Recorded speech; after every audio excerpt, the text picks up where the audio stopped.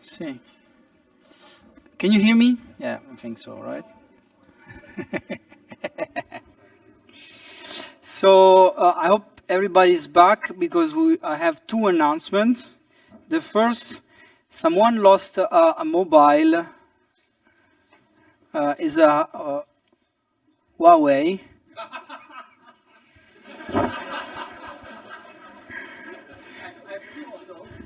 Not three? Someone else has a Huawei. Well, if at some moment the owner comes back, I will keep it here for the moment, okay? Okay, and the second announcement is that we will take a group picture after the next coffee break, okay? We do it before or after, Alessandro, I forgot. At the start of the coffee break, at the start. Simultaneously. Okay. Okay, so welcome to this third lecture of the day. Here, I think we will try to combine most of the things that you have learned so far. You are now expert on POD, on DMD, on multi-resolution analysis, on wavelets. And so now, let's say I will try to put the whole thing together in this lecture, okay? So we talk about generalized model analysis and then about multiscale proper orthogonal decomposition. What do I mean by generalized model analysis? Well, yesterday you've seen from the lecture of Professor Smith, at some moment you have a matrix factorization A, B, C, and there are infinite ways you can create these three matrices. And so I would like to spend, let's say, about 20 minutes only on this ABC to make sure that you get the picture. Okay. So this is more or less the content of my lecture. I will start with recalling very briefly, just to make sure that everybody is on board, what is the main scope of this decomposition. Then we will talk about projection in space or in time, and projection in space and in time. Then we'll talk about the fundamental factorization, which is the ABC that you've seen yesterday. And we will use this to have some fun on the POD and check what happens, for example, if you constrain the frequency content of your data. What happens to the POD if you do some filtering on the data? And the things that we will learn there, we will use them to derive the multiscale POD, which is an algorithm that becomes a POD or an DFT, depending on how you use it. There is a tutorial session. I provided two test cases from time resolved PAV so that you can practice on real data. One is quite large, so don't try on your laptop, at least mine freezes. But at least you can have some data on which you can play with the codes. Of course, I provide all the codes for all the decomposition. These are in the notes, and these have already been uploaded in the folder. We will do 3 exercises. In the chapter there are more, but in this one I would like first to go again into this representation problem, and I would like to compare, for example, eigenfunctions with a POD and DMD. Then we spend some time on the course of optimality. You have seen it in action yesterday in the beautiful example from Professor Dawson. Because of the optimality, POD might not necessarily give you the modes that you expect. And then we will use an mPOD on a very simple case. In fact, you find different algorithms of the mPOD there. They are more or less didactic. Typically, the more didactic you want it to be, the less efficient it will be. Okay, so you have 2 versions. Probably soon you will have your third. We don't know. So what is model analysis and why is it interesting? First of all, we're talking about linear model analysis. So we are taking the data and we are breaking it into a linear combination of modes. Each of these modes may evolve in a very fancy way, might be non-linear, but their combination is linear. That is the key distinction between what I'm talking about here and what, for example, Professor Noack has shown yesterday, showing non-linear ways, and we will come back on non-linear methods during the course in a couple of days. So you take the data, I am going to assume that this is a function of space and time, and you break it into the combination of modes. And now, of course, the question is, what do you do with these modes? What are these modes used for? Yes? N1, so this would be A1, U1, right? Say it again? So your M1. So your M1 would be the coefficient, say A1 of T. Yeah. So it's a rank 1 information, a rank 1 version of your data. It is a complete version of the data. Could be anything, yes. Could be spectral POD, POD, mPOD, DFT, you name it, okay? What I'm saying is that each of these guys has been derived under some criteria, and you are isolating and breaking the data into a set of rank 1 information, okay? Now, not all decompositions are ranked based. So if I take 4 modes and I sum them up, I don't necessarily get a rank 4 data, okay? This happens only for the POD. But in general, we are breaking it into some parts, and then we might ask ourselves, what is the purpose of breaking the data into these parts?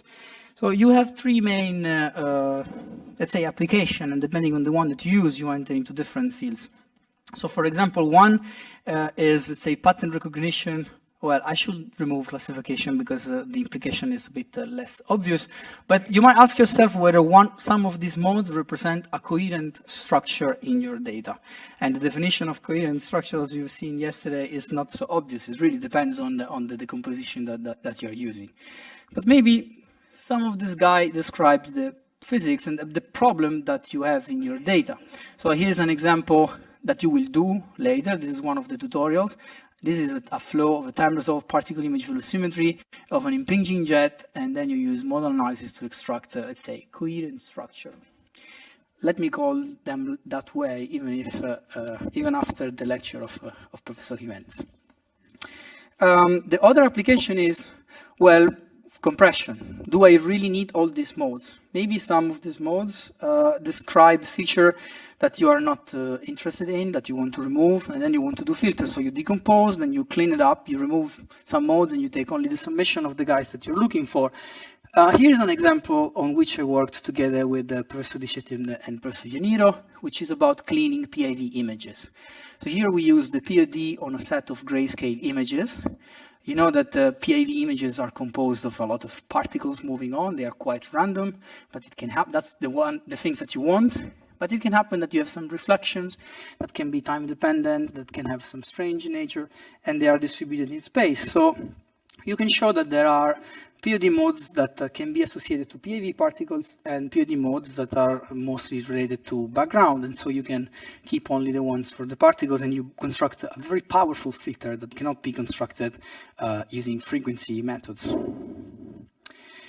Well, the third application is the topic not of tomorrow, but in today's is model order reduction. So you take a set of PDEs, you project your PDEs into the basis spanned by these modes, and what you get is an ODE that hopefully is composed of few entries, and so computationally speaking, you save a lot of burden, let's say. Here is an example we will also partially see, but this is a lecture on analysis and not very much on the projection that comes afterwards. This is about how to get the modes, not really how to use them to construct reduced order models. So this is the exercise that you will do later, but I'm comparing. This is a velocity profile of a Poiseuille flow. It's a channel which is subject to some pressure pulsation, and so the velocity profile is doing up and down. And you see in the red reduced order model using 3 POD modes, and in black a numerical solution using 1024 mesh points, or using 15 eigenfunctions, because this problem is linear and can be solved also analytically. I have highlighted coherent, undecided, and important, because they depend, of course, on your application, but they depend also on the basis that you choose. I mean, what is important in a Fourier basis might not be important in a POD basis, and vice versa. Okay, so it really depends on what you're looking for. So let's go back now to fundamentals, projections in space and or in time. You have already seen this yesterday, so I'm going to take the tutorial 1. I take an impinging jet. This is time-resolved PIV images. I don't remember what was the number of mesh points or time step, but let's say you have a velocity field on a grid which is nx times ny, and in each point you have a vector, so you have two entries. And as you've seen yesterday from the two lectures on POD and DMD, you can take this grid and reshape it such that you create a snapshot. Yesterday we've seen snapshots of many kinds, even including different physical quantities, or or even different time steps of the same things, as we've seen yesterday in the last lecture. So the point is that you at a certain time step, you have a vector, okay? In this specific case, the vector will be of sides ns, which is 2 and x and y, because it's a vector, so you have two components. If this was a 3D, this is 3 and x and y, and if this was a pressure field, it would just be an x and y, okay? It's not really important the way you reshape it. Here I'm taking a column-wise reshaping. So I take every column of my field and I put it below. What is really important is that you agree with yourself on how you do that. For that, I find it extremely important to use a matrix linear index, which is what I indicate with the bold, is this I. So let's say that I reshape this matrix A in a column-wise using a Python notation, because now I'm learning Python. You start counting column-wise, right? 0, 1, 2, and blah, blah. Row-wise, it would be the other way. This is important because not all the authors use the same kind of shifting. So it's really important to know which one you're going to use. I will use a column-wise all the time. So you'll see this in my codes. It's always like this. So this is the data matrix that you build, and as we've seen yesterday, every column has a snapshot, so it is a spatial dependency, and every column has a time dependency. And it's a matrix that's going to be size ns and t. And so we meet now our two guys that we will analyze further. I can either consider the kth snapshot, so I take time step 10, for example, or I can consider the time series at location 15. That is a row of my matrix, and the previous is a column of my matrix, okay? I will use this notation to simplify. dk means the kth snapshot, and di means the ith time series. So at the end of the day, as usual, when you do data processing, you end up with vectors. And as we saw today, vectors needs to be represented, and in the moment you represent them, you need the basis. So at the moment, let's not think whether we're taking rows or columns. I just take a vector and I want to represent it with respect to another basis. So as we've seen today, using either a sequence notation or a vector notation, you write your signal as a linear combination of basis vectors. And this linear combination can be written as a linear system, right? So all I'm doing is that all the coefficients becomes what I will call my transformed vector, and I call it B because this is transformed with respect to these bases, okay? This could be Fourier, could be wavelet, could be, you name it. And this is your data. So this is the representation of your vector with respect to these spaces, okay?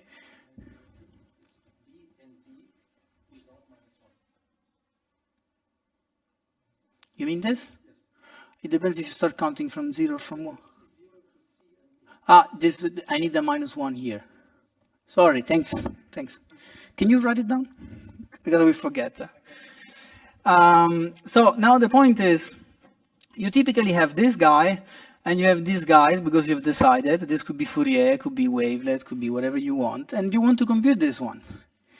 And everything is linear, so what you will say, doing the transform is just solving this linear system. It's just inverting this matrix, provided that this matrix inverse exists. And what we have written here, in fact, is what we call an inverse transform, which is just the matrix multiplication, okay?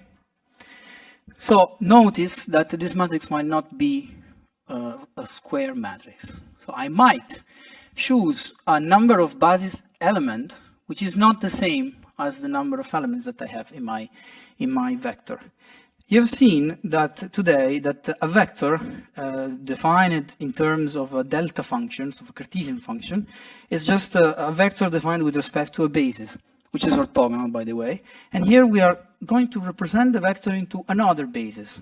And if the second one is also orthogonal, then we are just doing a rotation, by the way.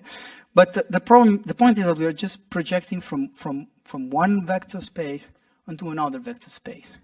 And they might not have the same size, because the one on which you want to project might be smaller, of equal size, or maybe bigger. Do you have questions for the moment? Okay. So, very special case is if the matrix of vectors is orthogonal. In this case, B dag B gives the identity. And this happens no matter what is the shape of your matrix. If your matrix is rectangular, this is also true. But the inverse is not true. B dagged is not identity unless B is squared. So what is interesting here is that basically the inner product of every basis element with the other gives you either 1 if you take the same, or 0. That is orthogonality, is what we have seen today. And in this particular case, what you're doing is you're decoupling every contribution from the other. Because I can take my vector, dag it with respect to one entry of my basis, let's say B1, and because of orthogonality, I will kill everybody here except this guy, which, by the way, is of unitary length. So the coefficient is just a projection, which is the picture that we've seen today and that I really would like you to keep in mind because we will see it over and over again. So in this particular case, the transform is easy. You multiply by B dagged, you kill this guy, and you go into your transformed domain. But you might not be able to come back easily in the same way. Because if now I multiply this by B, because I want to do this guy, so now I multiply by B, my things. Here now I have B dagged. This is not identity. Not necessarily, at least. Okay? So I make here now a summary on this point. About what are the options that you may find. This is just least square problems, or it's just solving linear system if you want. So here is our signal, dimension nu. This is our projected space, dimension nb, and this is our operator that maps one onto the other. You can have three cases. It's a linear system, can have no solution, can have one solution, or can have infinite solution.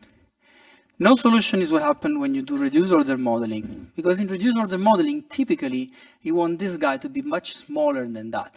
So there is no solution for that. What you can do is to do for approximation. And the approximation is the projection, okay? We can call this case the skinny family, because this thing is going to be skinny, right? You can have one exact solution. In this case, you are choosing NB to be equal to NU. And this is what you'd always do in signal processing. Because in signal processing, you're really interested in going one way and then the other way. You want to go into one domain, kill someone, and then come back. This is why the discrete wavelet transform has been developed. Why don't we keep with the continuous one? It was already a good tool. It's because then it's very difficult to go back and forth. So in this case, this guy is, may I call it fit? I don't know, it's just a square. The other possibility is what you like in analysis, in continuous wavelet transform. So here you're not really interested in going back. So what you want to do is to correlate your vector with as many vectors as possible to then say, okay, this really looks, at that point, it really looks like this one, and at that point, it really looks like that one, okay? So here you have infinite solution. Your matrix is fat. And basically what it means is that you can pick the one you want. They are infinite. Take a picture of that mentally. In the first case, this is ordinary least square. So I have a vector that lives in a three-dimensional space, but I choose to work only on a two-dimensional space. So if I solve my system using ordinary least square, what you want is that you want a projection, basically. You want the error to be orthogonal to your reduced space, okay? And that is the best solution. If we agree that L2 is the way you should judge best or not. If the things are fit, you stay in the same dimension. And so this is why you have a unitary link between one vector and the other. You can move back and forth the way you want. And this case is visually the following. You have a guy that lives in a two-dimensional space, but you want to represent it with respect to a three-dimensional one. That is like the shadow of whatever you want, but many shadows generates the same thing. So you can use the one you prefer. And what you typically choose is the one that has the least energy.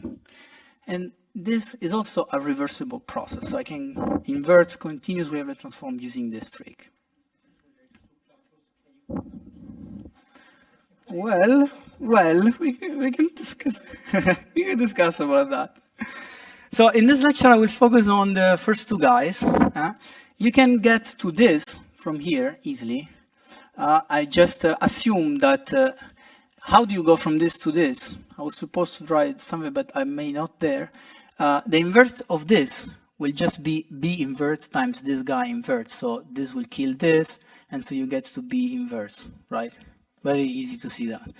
I even let you see what happens if the matrix is orthogonal. Then this guy is identity and is completely useless to spend time doing all this operation because it's just identity. Now, let's go to projection in space, for example. So projection in space means I take one snapshot, one column of my data, and I construct my basis, which I will call from here on phi, okay? And as you have seen, if I write it in general form, this would be my transform vector. I don't know if it's annoying to you as much as it's annoying to me, the microphone. Is it okay? You see some noise? Okay, so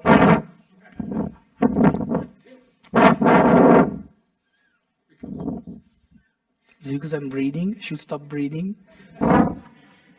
Okay, so that is your transform vector. It's just one snapshot, okay?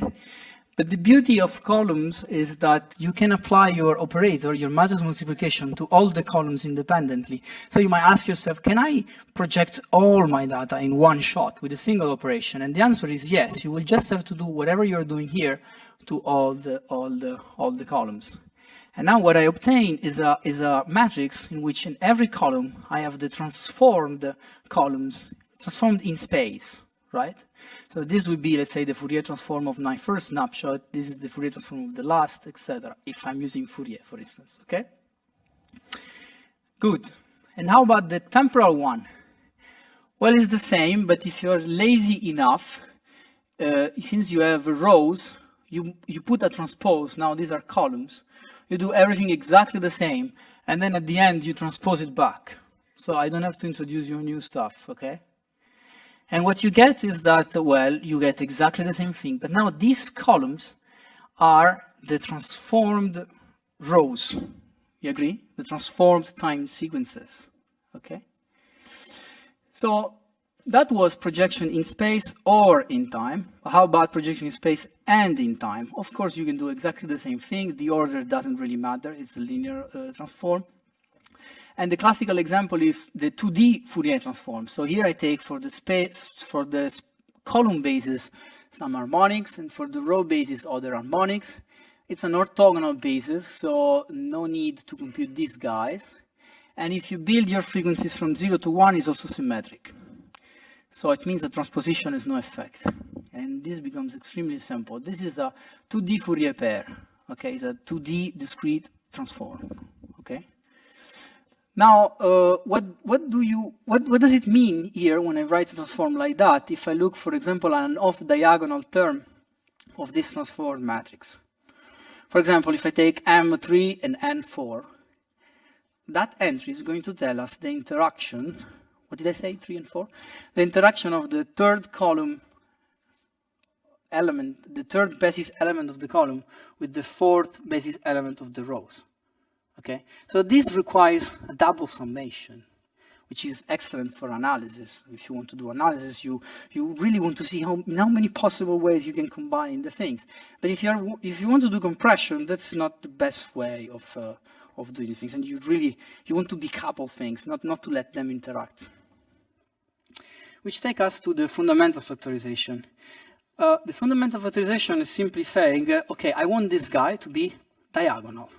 So that the column basis element 1 is coupled only with the row basis element 1. and no mixed interactions. And for this particular case, when I have a diagonal entry, I will call it sigma, okay? And so the general factor transform will be, well, phi sigma psi transpose.